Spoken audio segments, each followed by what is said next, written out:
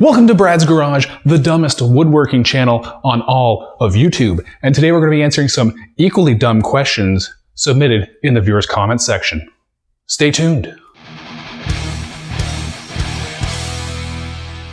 Your hands get awfully close to the table saw blade. Be careful, man.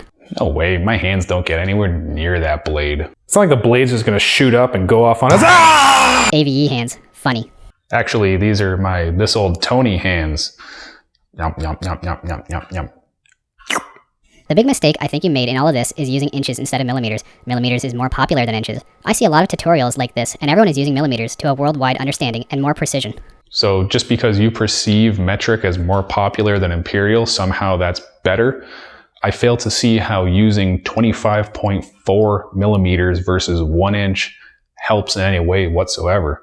By the way, I am Canadian. I'm fully versed on the metric system, but I'll tell you right now, in construction, imperial means a hell of a lot more than metric ever will. Ever heard of a push stick? Yes, I have. Have you ever heard of not being a dick?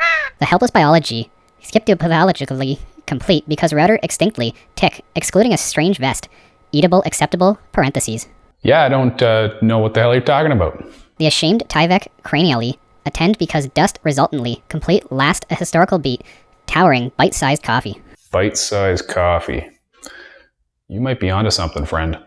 The woebegone cereal formerly washed because grouse theoretically time until a garalus jar. Robust, belligerent yam. Alright guys, I don't know what the hell's going on with these comments. I have no idea what you people are trying to tell me. I feel like a few of those comments were just people doing some autofill challenge. Start with a word and press the middle suggestion until it forms a sentence. LOL. That makes perfect sense. I was starting to think all you guys were sniffing too much PVC glue. Stay away from airports with the knife. It's not a knife. It's a cake server. You can't say knife because YouTube will ban you if you say the word knife. Wasn't there a Simpsons episode with Knifey Wifey?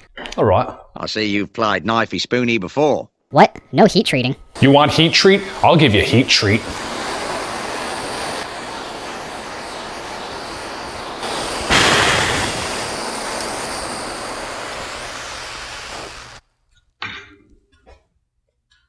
Now it's sharp.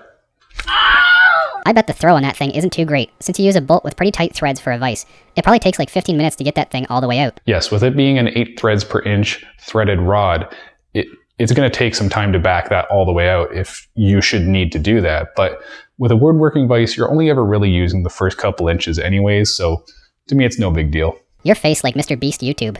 Who the hell is Mr. Beast? Hey buddy, you want a free car? Very cool and simple build. One thing I wonder though, is if the vacuum system would be more efficient if there were some air inlet holes so there's a place where the air can come from. Otherwise, the enclosure might be too airtight and just form some sort of vacuum inside. Great job anyways. Yeah, so I thought of that too, so I went ahead and I drilled a hole way back in there so the air can kind of come in this way and suck the dust out of that corner and do a little bit better job. DIY my ass. You had a machine shop form the cyclone. That's not DIY. You want me to do what to your ass?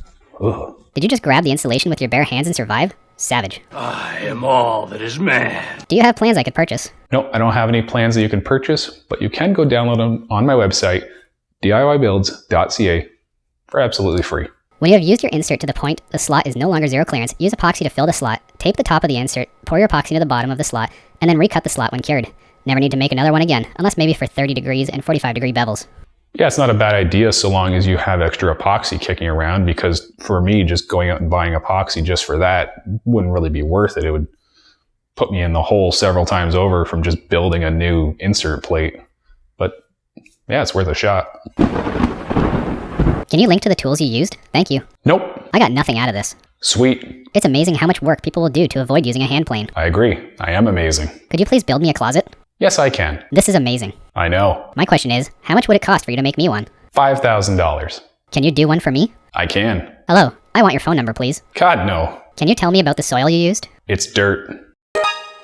Why on earth would you want to spend $900 on something that you have to make when you can buy one already made professionally, made with a warranty and everything for less than $900? Yeah, I don't know. I look forward to you providing a link to this insanely awesome deal that you've stumbled upon that no one else seems to have.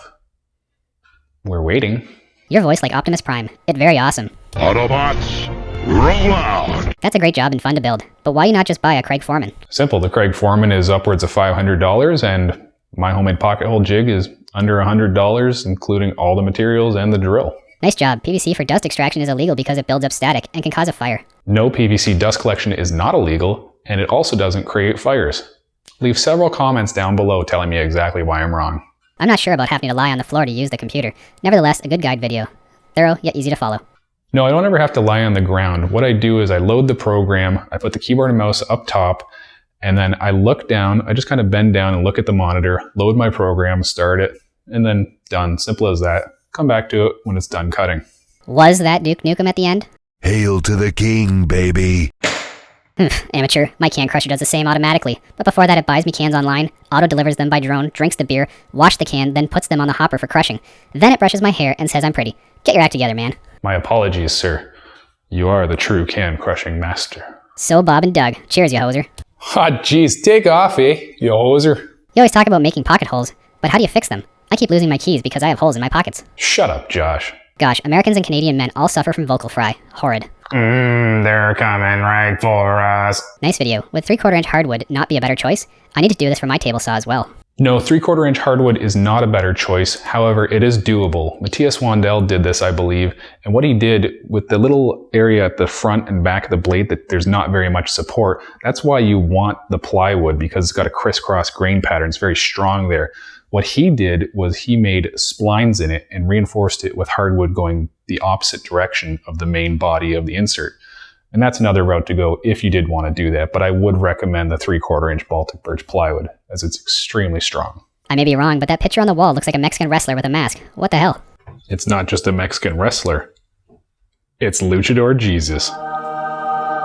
Can I how many fingers you have lost not using saw guards? So far I've lost 6 fingers, which is okay because I started with 16. Haha, you said unit. All right, where's the unit? My unit? Looks great, man. What's up with the child labor, haha? What, if Apple can use child labor, so can I. Warped Plywood Persuasion. Not the worst band name I've heard. Warped Plywood Persuasion! Radical! Been watching ABE? Why, yes I have. Yet another amateur joint stress test. Yeah, as opposed to all the professional tests that are done out there. Do woodworkers not have grease? Every channel I go to uses paste wax. I figure at least on steel components they'd use grease. No? Haha.